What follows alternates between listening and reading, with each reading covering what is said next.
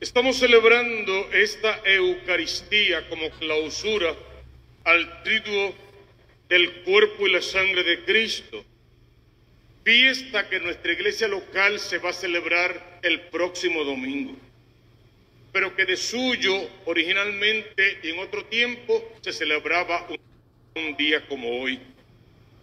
Lo que importa de la fiesta es que se celebre y que se celebre en grande, y que podamos entender en el fondo qué es lo que Dios quiere y lo que la Iglesia pretende al instituir esta solemnidad. Es un momento importante para hacer amistad con el Dios que es vida. Fíjate rapidito en la primera lectura de hoy del libro del Génesis. Aparece un nombre muy conocido, Melquisedec. Y este sacerdote fue el primero en ofrecer pan y vino, en bendecirlo, y con él bendecir a Abraham por el Dios Altísimo, creador de cielo y tierra. Bendecir al Dios Altísimo, que ha entregado a los enemigos de Abraham a sus pies. Y gracias a esa bendición, Abraham le entrega el diezmo. ¿Qué tenemos en la lectura? Una prefiguración de esta fiesta, la primera vez que se ofrece pan y vino. Una alabanza perenne al Rey y a todas sus criaturas, al Dios Altísimo con toda la creación. Y una ofrenda que todos le debemos a Dios, que no es exactamente el diezmo, que es tu propia vida, con todo lo que eres y lo que vales. Esa es, decíamos, desde el primer día, la mayor ofrenda que podemos hacer al Señor.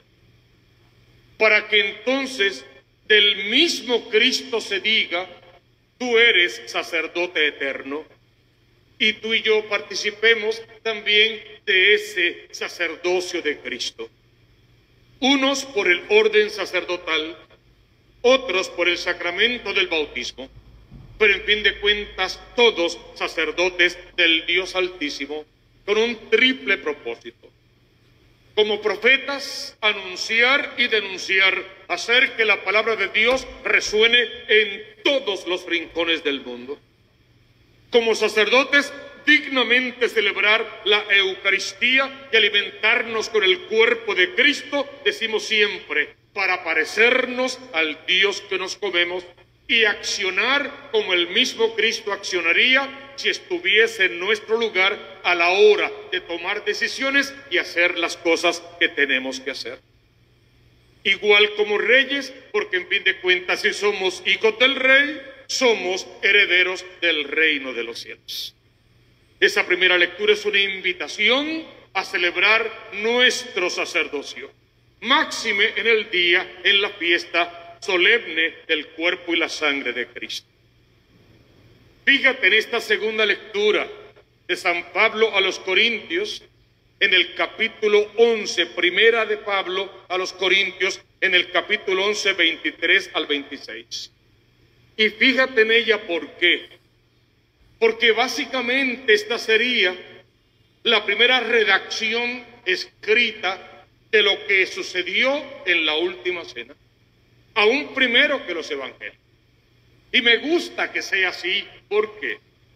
Me gusta que sea así porque Pablo, el autor de esta carta, no estaba el Jueves Santo en la última cena.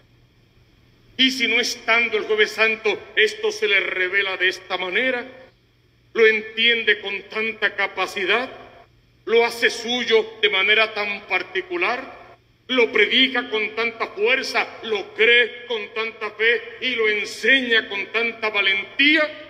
¡Qué bueno!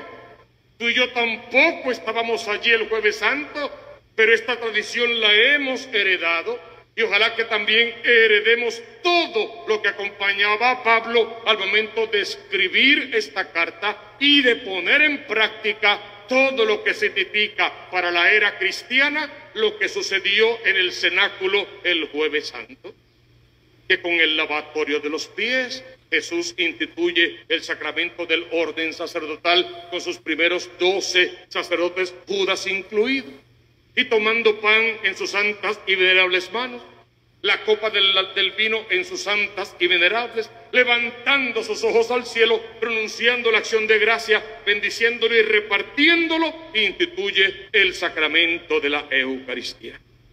Y tenemos un evangelio que conocemos de memoria.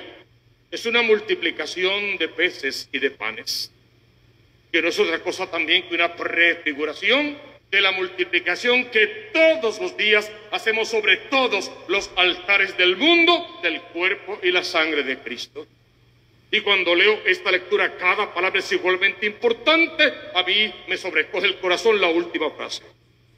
Y recogieron 12 canastos de sobra en este caso. Primero, podríamos decir las 12 tribus de Israel, valdría. Podríamos decir también los 12 apóstoles, sí, vale. Podríamos decir todos los sagrarios del mundo estaban en aquellas 12 canastas. Porque ahora en cada sagrario se queda el Cristo de la gloria y se queda ahí con un propósito real, esperando por ti y esperando por mí. Que tal vez nos cansemos de dar vueltas por este mundo en busca de placeres y amores pasajeros, efímeros, y querramos venir a caer de rodillas ante su majestad para adorarle en espíritu y en verdad, para desnudarnos completamente ante él y suplicarle que nos revista con su armadura y con los 7 dones del Espíritu Santo, que nos tome de la mano literalmente, que nos lleve al desierto como al profeta, que nos hable al corazón, que nos seduzca y establezca alianza de bodas con nosotros, para que podamos participar igual de las bodas del Cordero. Hermosas todas estas lecturas, y mil y una cosa más que de ellas podríamos decir.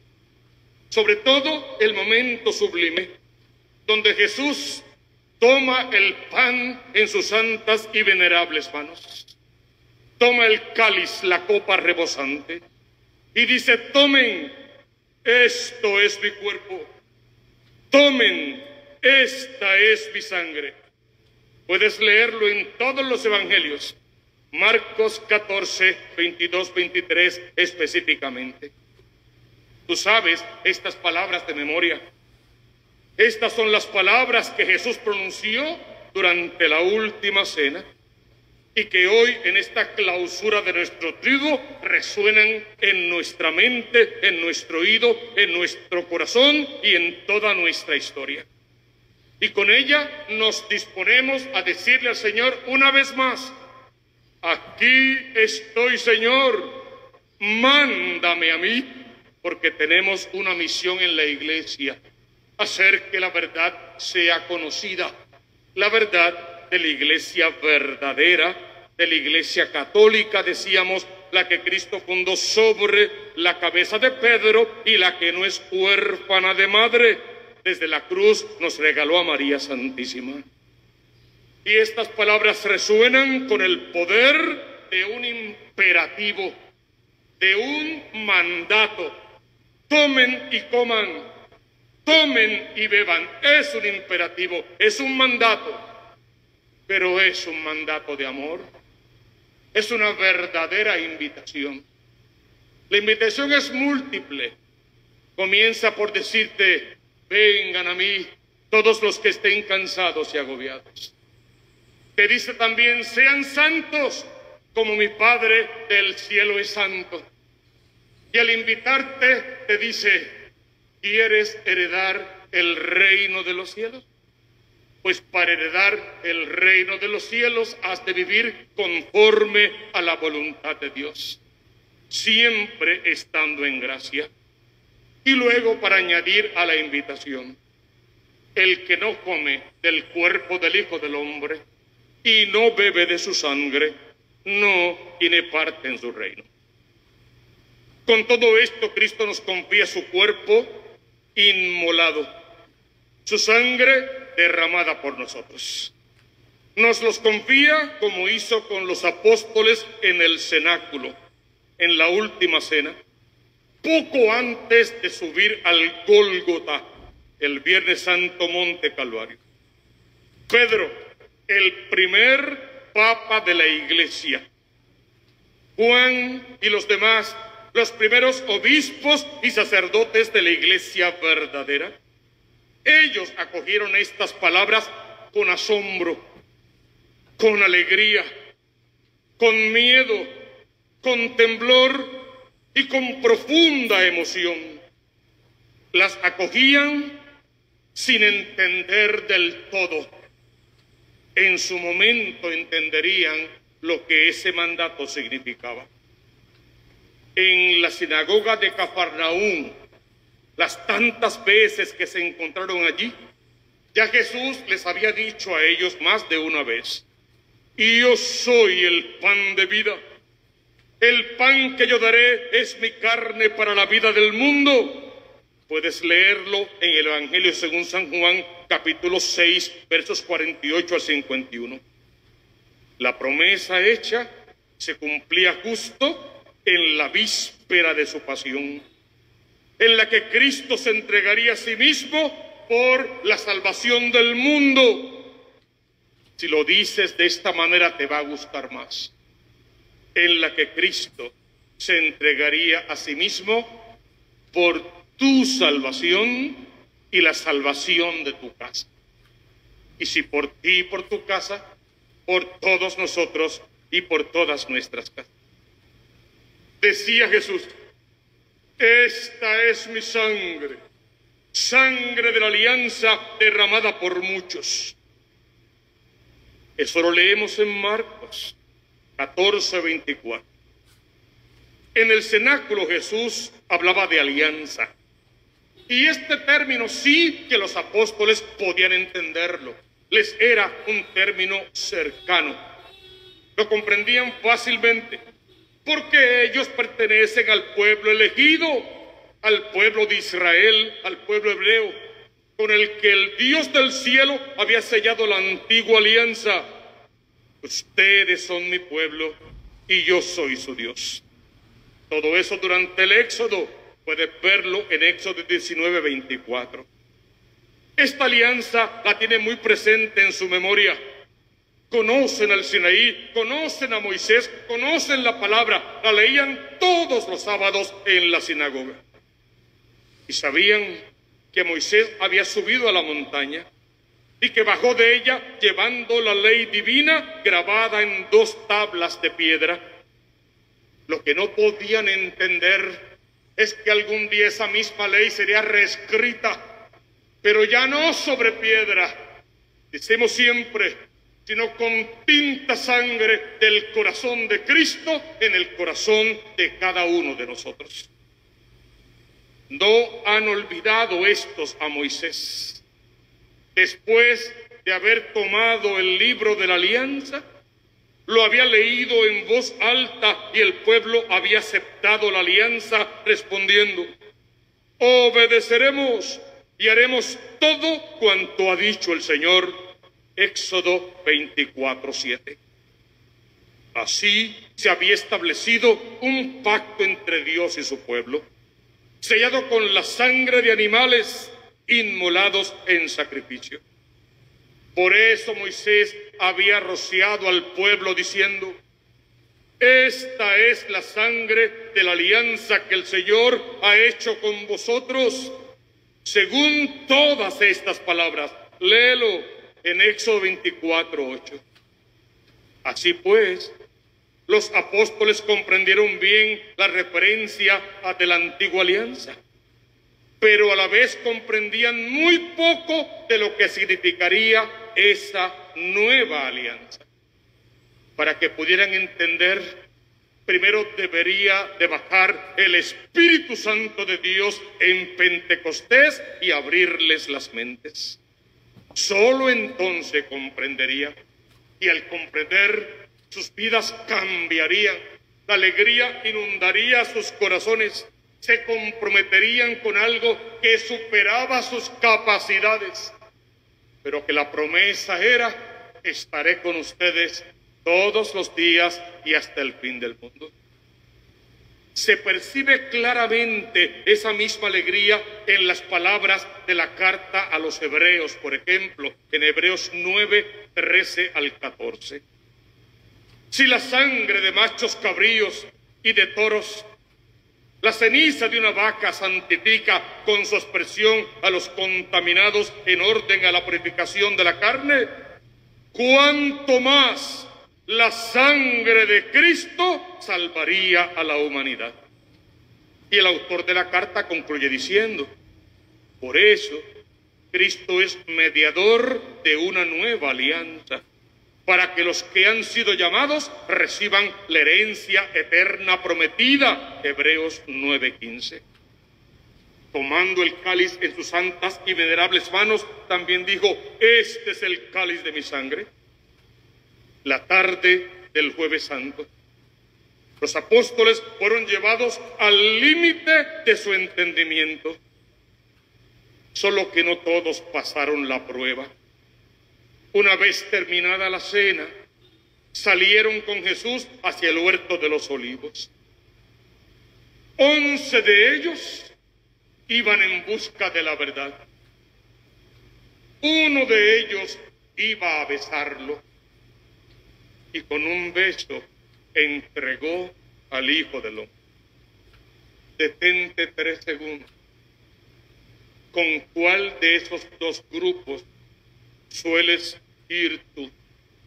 Si con la iglesia que va en busca de la verdad, o con el en solitario que va a besarlo con el beso de la traición, del pecado, de la infidelidad, del odio, del rencor, de la mentira, de los vicios cochinos y de no sé cuántas otras porquerías. ¿En cuál de los dos grupos salimos tú y yo del cenáculo para encontrarnos con Jesús en el huerto de los olivos? Ellos, ninguno de ellos, imaginaba siquiera que las palabras que Jesús había pronunciado sobre el pan y el cáliz se cumplirían claramente al día siguiente en la hora de la cruz. Eso de que esto es mi cuerpo, de que esta es mi sangre, que será derramada, coman y beban, comenzaba a cumplirse camino del Calvario. Esa parte ellos todavía no se la podían imaginar. Quizá ni siquiera el mismo Viernes Santo, y aún viéndolo agonizar en la cruz, sabiéndose traidores, habiéndolo abandonado, habiéndolo dejado solo a él y a su mamá, ni siquiera así se percataron de lo que Jesús le había transmitido bajo las especies del pan y del vino. Ese misterio contenía su realidad pascual, pero ellos aún no lo podían entender. Que no pase lo mismo contigo y conmigo. Que esto no sea simplemente una tradición, una simbología, una forma de hablar, una poesía o una hermosa oración. Que esto sea un estilo de vida, la forma perfecta de relacionarte con tu Dios, de poder aceptar dentro de ti todo el amor que Dios te tiene y de tributarle por lo menos un gramo de ese inmenso amor. En el Evangelio de San Juan, de San Lucas, hay un pasaje que le hace marco a estas dudas, a esta confusión. Es que habla de los discípulos de Maús. El Evangelio describe más o menos lo que pasa en la mente de todos los apóstoles. Lucas 24, 21. Es que nosotros esperábamos que sería Él el que iba a liberar a Israel. Esperábamos, pero van 2 días y no ha pasado nada. Los discípulos de Maús iban caminando de vuelta a casa en dirección contraria por un camino equivocado. Guiados por sus sentimientos, iban abandonando la verdad para empezar a vivir una gran mentira. Desilusionados, acabados, entristecidos, confundidos por los hechos que no entendían. ¿Y qué hizo Jesús? Los dejó ir sin que se perdieran. Salió al encuentro de ellos. Igual que el buen pastor sale al encuentro de la oveja perdida. Y hoy y ahora sale a tu encuentro y a mi encuentro. Y cuando nos encuentra, por lo general, nos arde el corazón. Pero no basta con que el corazón nos arda. Dios no es un sentimiento. Por lo general nos interpela su palabra, porque Él les explicó la palabra, pero no basta con entender la palabra. Dios es mucho más que unas frases dichas. Cuando realmente se les abrieron los ojos y los reconocieron, fue en la fracción del pan, al comerse el pan, al compartir el pan. Pero la palabra afirma que ya Jesús se había ido, como diciéndote a ti en esta noche, ¿dónde lo vas a encontrar? Y ya se fue. Lo encontrarás en el sagrario para que lo adores, en la custodia para que lo adores y en el altar para que te lo comas y lo adores en tu interior. Y Él venga a amarte de tal manera que ya no necesites de los amores pasajeros de este mundo. También el autor de la carta a los Hebreos nos ofrece una clara síntesis del misterio.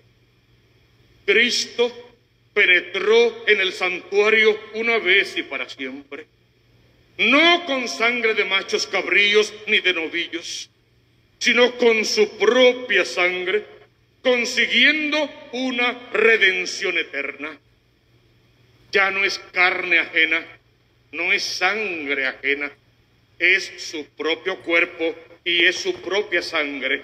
Hebreos 9, 11 al 12.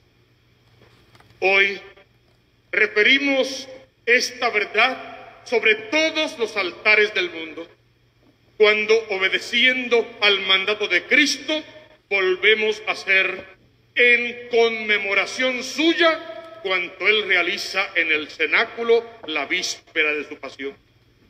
Tomen, esto es mi cuerpo. Tomen, esta es la sangre de la alianza que se derrama por muchos. Marcos 14, 22, 24. Hoy, en la solemnidad del cuerpo y la sangre de Cristo, nos alegramos en semejante misterio. El Hijo de Dios se hizo hombre por nosotros y se entregó en sacrificio por nuestra salvación. Nos da su cuerpo y su sangre como alimento para una vida nueva, una vida divina, ya no sometida a la muerte. La Eucaristía, hermanos, es un don infinito de amor. Bajo los signos del pan y del vino, reconocemos y adoramos el sacrificio único y perfecto de Cristo, ofrecido por nuestra salvación y por la de toda la humanidad.